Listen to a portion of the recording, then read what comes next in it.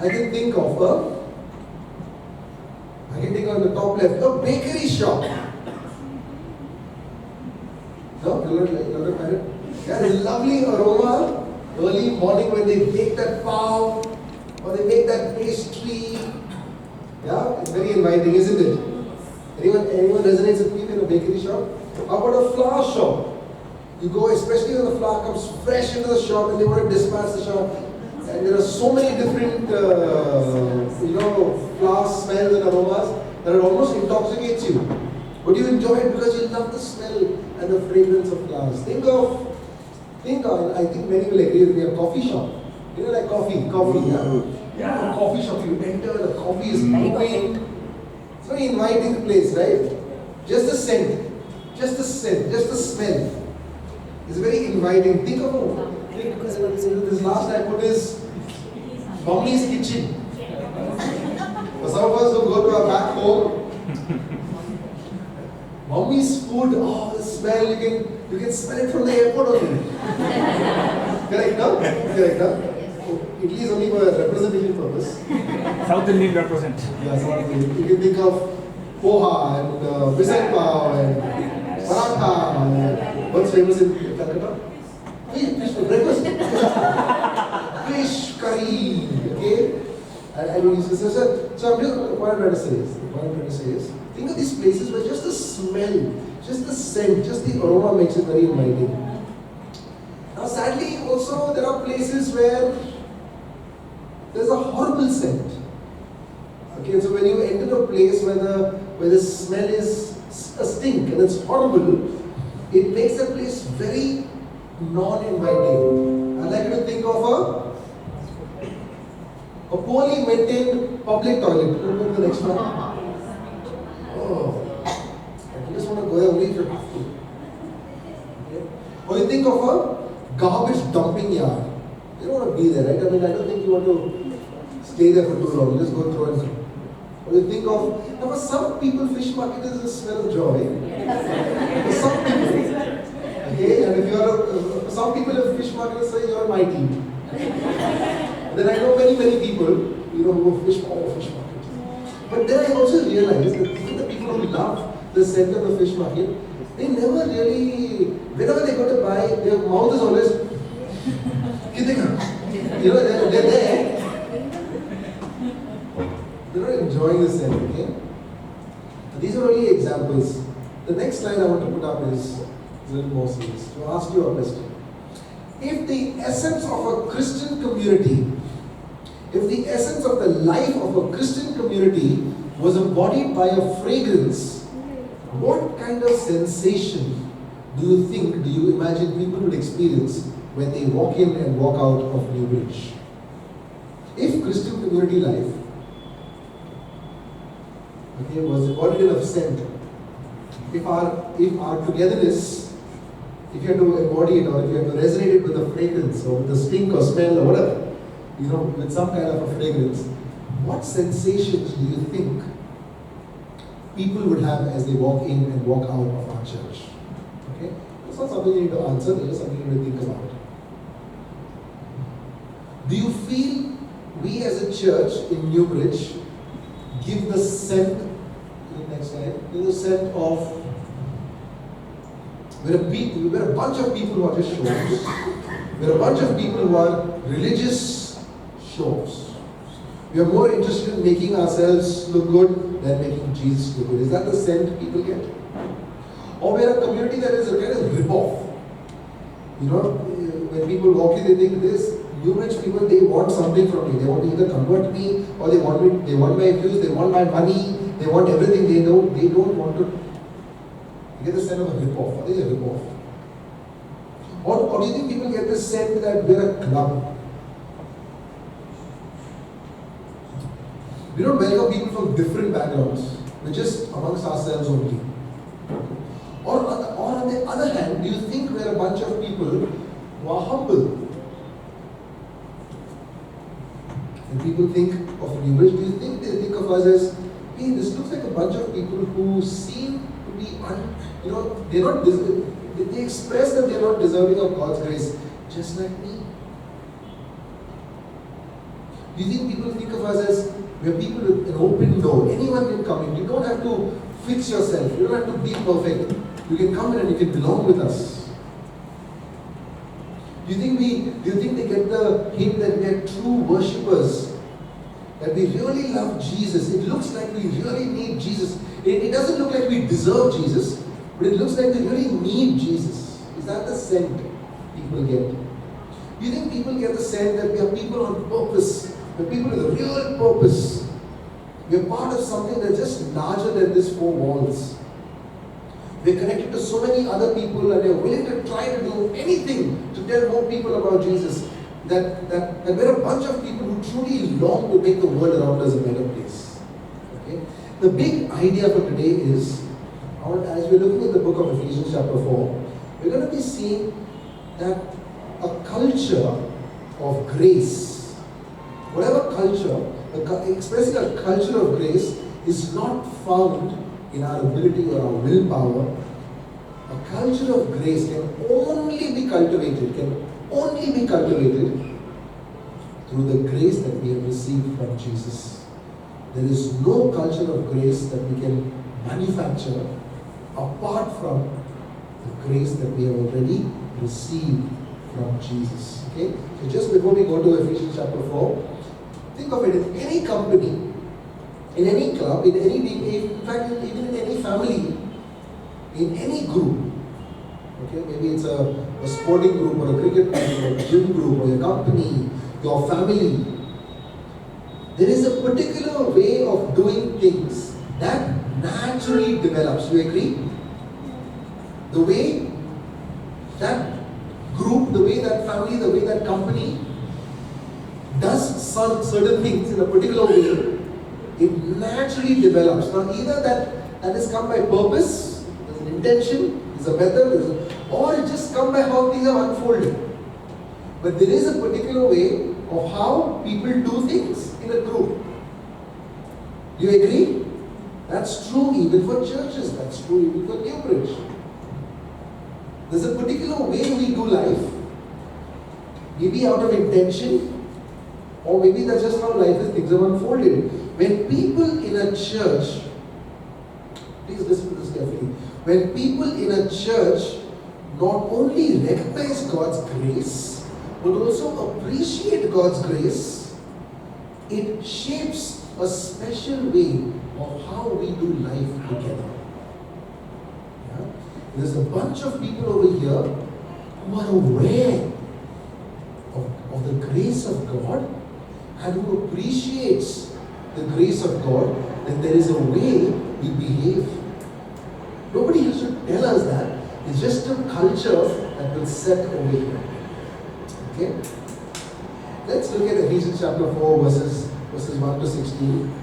Okay? And the context, however, is Ephesians has 6 chapters. The first 3 chapters speaks about God's grace through the gospel. And then the next 3 chapters speaks about how we practice and apply it in community life. Remember, this was a letter written not to an individual. This was a letter written to a community. Right? This was a letter written to a community. So when Paul writes this letter, he labors on the first 3 chapters indicating what grace is. And then the next 3 chapters showing how it must be applied and how should we live in community life. Okay? So I can call you to read these verses. Come, it's here only, it's on the screen. Anita.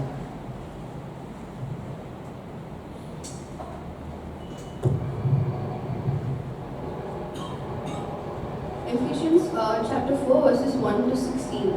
I therefore, a prisoner for the Lord, urge you to walk in a manner worthy of the calling to which you have been called, with all humility and gentleness, with patience, bearing with one another in love, eager to maintain the unity of the Spirit in the bond of peace. There is one body and one Spirit, just as you are called to the one hope that belongs to your call. One Lord, one faith, one baptism, one God and Father of all, who is over all and through all and in all.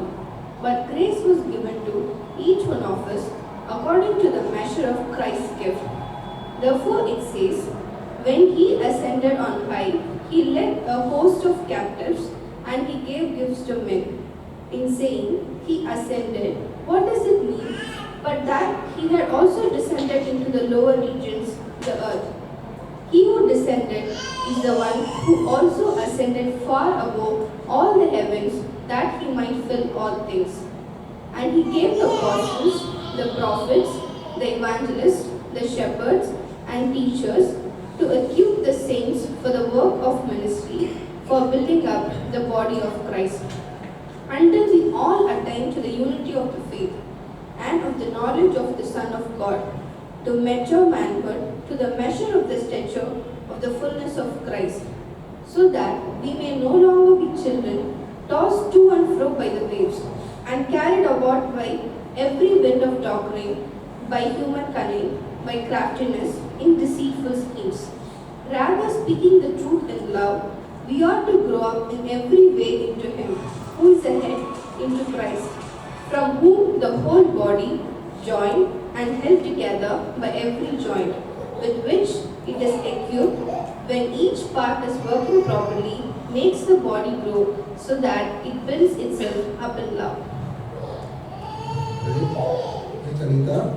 If you look at verses 1 and 2, it speaks about Paul urging us to live in a manner of humility, gentleness, patience, bearing with one another, eager to maintain the unity of the Spirit. Think about this. Think about this. Why is it tough to keep those verse 2 attitudes? Why is it difficult to practice those verse 2 attitudes, especially in the church? Yeah? Why is it difficult to always be humble, to be gentle, to bear with one another? Is it easy to bear with one another in this room, people?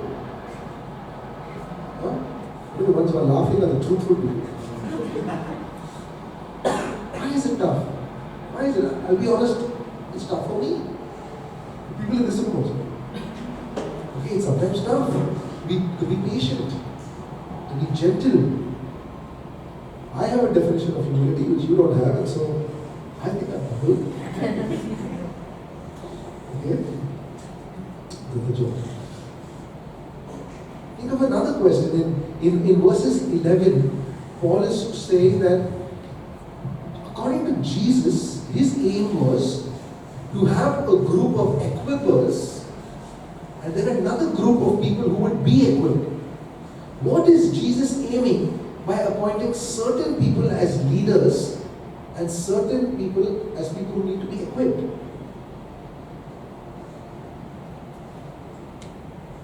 So let's quickly look at this for the first 6 verses and then the next 6 verses and the next one. Okay? So a culture of worship and welcome. A culture of grace, in the first 6 verses we read, and the culture of grace, it can only flourish when you and I have a close relationship with God, who is the God of all grace. So we realize that the gospel of Jesus Christ is a gospel of grace, but there is also a grace of that gospel that you and I live off. This culture of grace, okay, just to remind ourselves, grace is not just letting people do what they want to do. That's not the biblical definition of grace. Grace is not just believing that God has forgiven us, but also believing that God is transforming us to one day look like Jesus Christ Himself. Okay? Now this culture of grace is not just surface level. It's in fact supernatural. It springs from God's life within our hearts, in our midst. Think of 2 people in this community.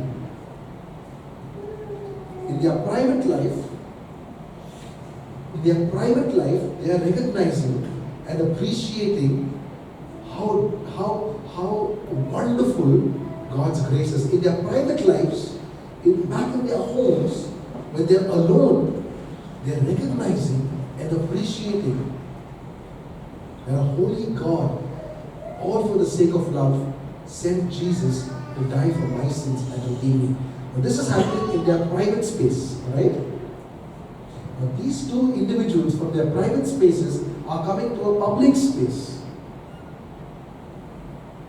Both of them. Privately community recognizing and appreciating God's grace. And now they come into a public space. Will they behave ungracefully? Oh, sorry, disgracefully. Will they behave disgracefully? Right? It can only, a culture of grace in a community can only flourish when there's an individual close recognition and appreciation for God's grace. Paul is intentionally listing each member of the Godhead. He's saying there is one Spirit, one Lord, one Father. Lord to indicate Jesus. That's the Trinity. Okay, in the verses 1 to 6. He's intentionally saying that they are God in three persons. God in three persons is actively involved in our salvation. That is the source of all grace. This when he says, 7 times he says one. Okay? One faith, one baptism, one Lord, one. He says 7 times over there. Those are some theological aspects. But those ones that he keeps on saying in a span of just those 2-3 verses, it highlights unity, not uniformity. That we have in God's family. When children go to school, they wear a uniform. Okay? The idea of a uniform is everyone wears the same thing. Okay, so sometimes when I go to pick up Arya, I can't know who to pick up by knowing a uniform. Because everyone wearing the same thing, right? So then I know her bag is different. So then that is that. Or sometimes she puts like some girls put one single ponytail. Mostly Arya puts 2 ponytails. I will go all the girls with 2 ponytails. Uniformity is not necessarily unity, but over here Paul is talking of not uniformity, he's talking of unity. Okay? He's speaking of the life that we share is not just something collective, but it is overall and through all and in all. In a culture of grace, a commitment to this unity is more important than individualism. A commitment to this unity, because if you see over there, Paul is saying unity of faith. A commitment to that unity is more important than how we are divided. Divisiveness is condemned. Therefore, while each of us matter individually, you can go to the next. Therefore, while each of us matter, none of us is the main thing. Right? None of us is the main thing. All of us matter, but none of us is main. This, my friend, sums up how a community devoted to worship and welcome operates. Okay? Let me just move to the second part, that is a culture of humility and gratitude. Yeah, keep that picture. Now, let me open the Bible over here so I can tell you why I'm putting what I put over there. Ephesians. One second. If you read verses, so in verses 7 it says, grace was given to each one of us according to the measure of Christ's gift. In verse 8 it says, therefore, when he ascended on high, therefore it says, when he ascended on high, he led a host of captives and gave gifts to men. I never understood this verse in its true context until last night when I was preparing. And I think you need to also look at this, okay? Think of a parade. In India we have many parades, right?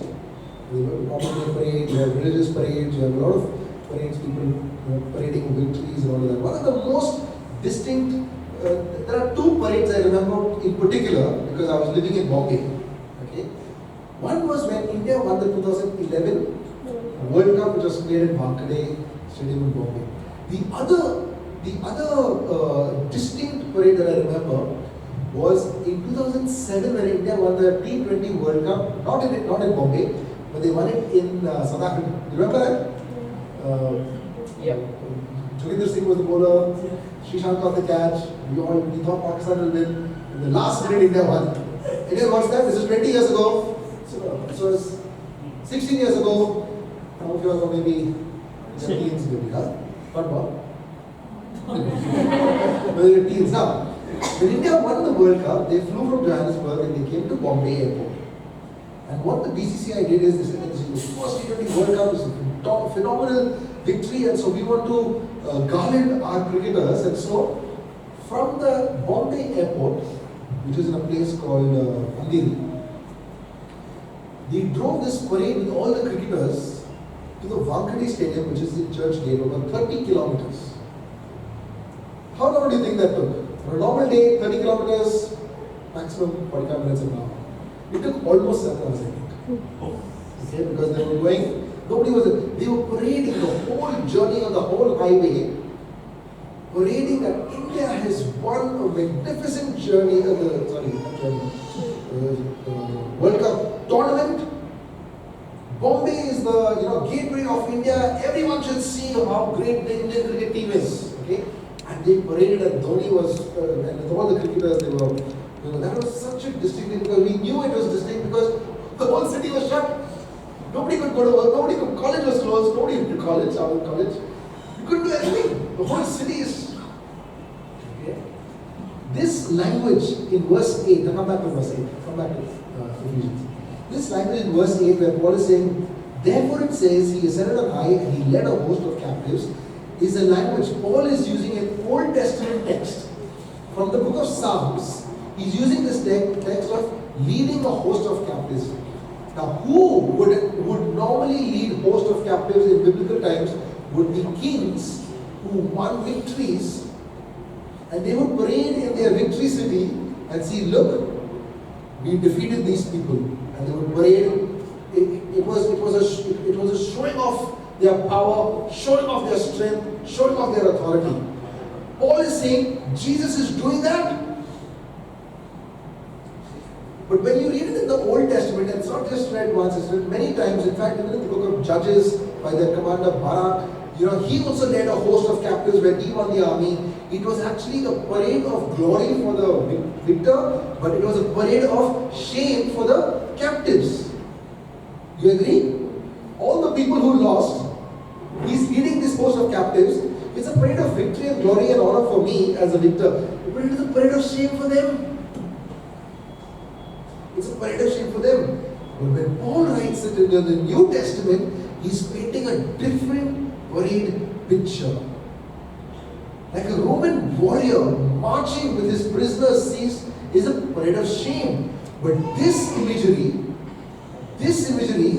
is showing a victorious, conqueror's king. But this parade of shame is now a parade of grace. That is exactly why Paul is saying, it's because of the gospel, this image is flipped from a parade of shame where captives of shame are now captives of grace.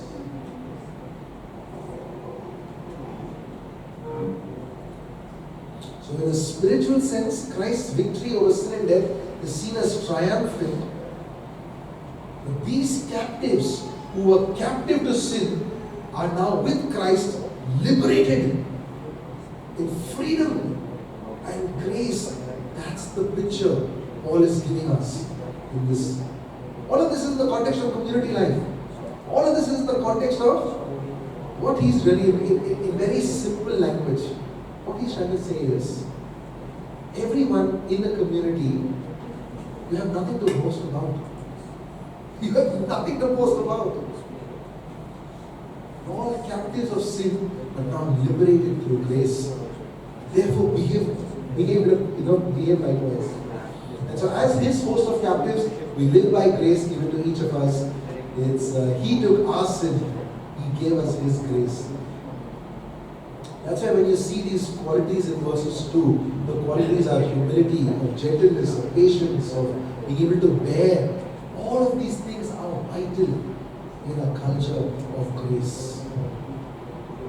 You and I will be unable to show patience, humility, gentleness, and bear with one another. We will not be able to do this if we don't see each of us as fellow captives of sin who are now liberated by grace. If we don't see that, We will not be able to be humble to our brothers and sisters. We will not be able to be gentle with another person. I will not be able to show bear with Alan. If I myself know Alan and I are both captives. And now we are liberated. If I don't have that perspective, I will not be able to, bear with one another. Okay, lastly, we see the last 6 verses in that passage. It speaks of a culture of serving and equipping. Okay? Servanthood is vital. It's a vital aspect of expressing a culture centered on grace. The grace we receive from Jesus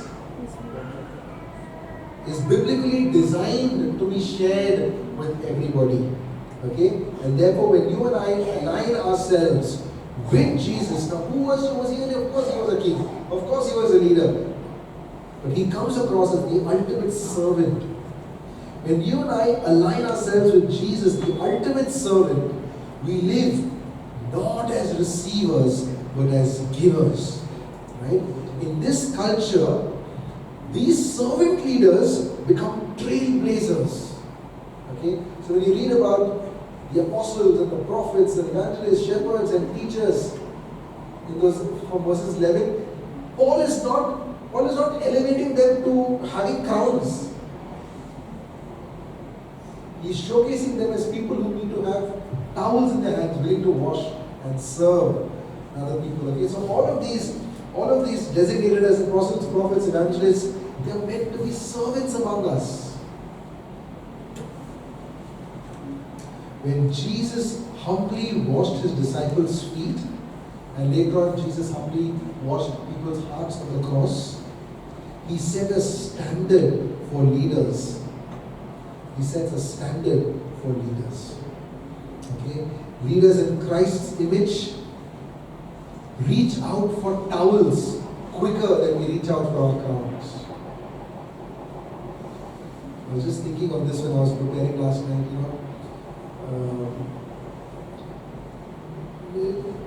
Newbridge is not the perfect church, let's be very honest. Okay? Newbridge is not the perfect church. There are many things that is not going well for us. Okay?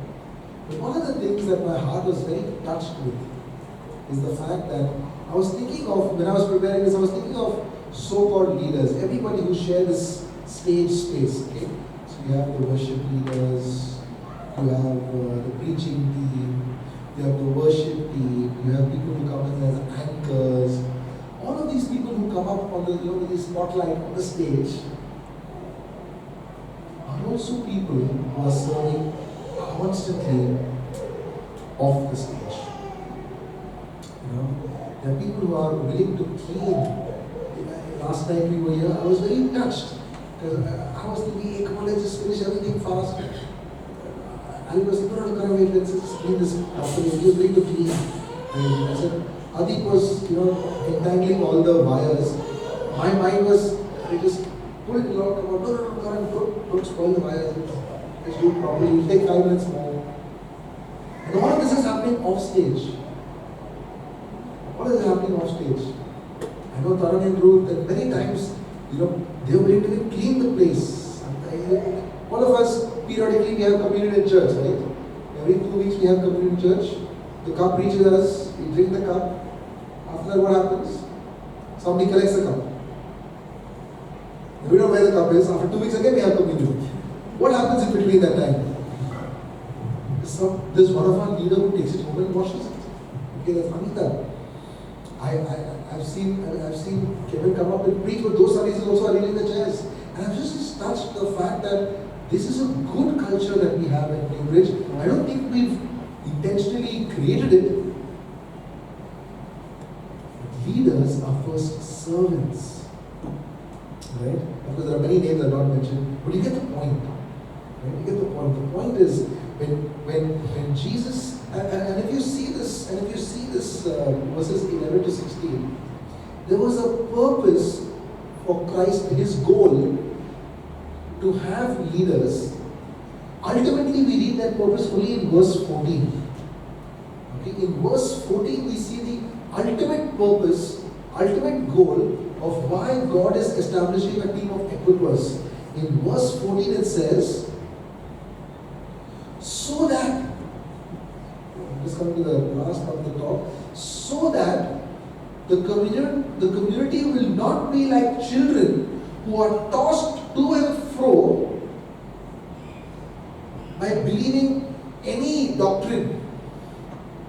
That's the real ultimate reason why the way Christ is designed, that a community does not believe a wrong message, that the way members don't receive a false teaching, is by having faithful leaders who minister, right? And so when you see a leader serving, you're able to preemptively think, wow, this leader is not here because they want the fame. They are believing something else. See, in the world out there today, anyone who's right on the top, the chairman never needs to become a watchman. Correct? In the world, the voice that we get in the corporate culture in our society and all that is, aim to be a chairman, don't settle for a watchman. It's only in this counterintuitive gospel language we see, even though Christ was, so to say, like a chairman, he was willing to be a watchman. We don't see this leadership style in the world very often, do you? But when you and I see faithful leaders willing to serve, not just people who long for the stage, but who are also willing to be off the stage, the community is able to think, oh my gosh, these people are different. Fundamentally, they believe something else. These are people who are moved by grace. And when people, this is not just theology on the pulpit, this is theology in life. And so when the community is able to see faithful servant leaders who are not just speaking doctrine, but living doctrine, verse 14 comes into being, where people will not be weak. They will not be weak. Alright? So, just to close, is there a next slide? Just to close, picture how it would be if the grace of the gospel stood out in your life, stood out in your marriage, stood out in the church. I put over there what actions, what I meant to say is also what smell, what fragrance. What would they see from us? What would they hear from us? What would be going behind the scenes to maintain all of these things? This is just for you to give an answer. But picture how would it be if grace has impacted you individually and a bunch of individuals come to this corporate place. What would people see of you? What would people hear you say? Yeah? We just want to prepare our hearts for communion. And I'd like to remind us this question, next slide. It says, why did Jesus die? In Titus chapter 2, he writes, Jesus gave himself for us to redeem us from all lawlessness. Then he says, in order to purify for himself a people for his own possessions, who are zealous for good works. Now, good works is not the reason we are accepted. The gospel tells us good works is not the reason we are accepted. Good works is what the gospel produces in us. Now, this word which says zealous for good works is what differentiates a person who has to do good works and who wants to do good works.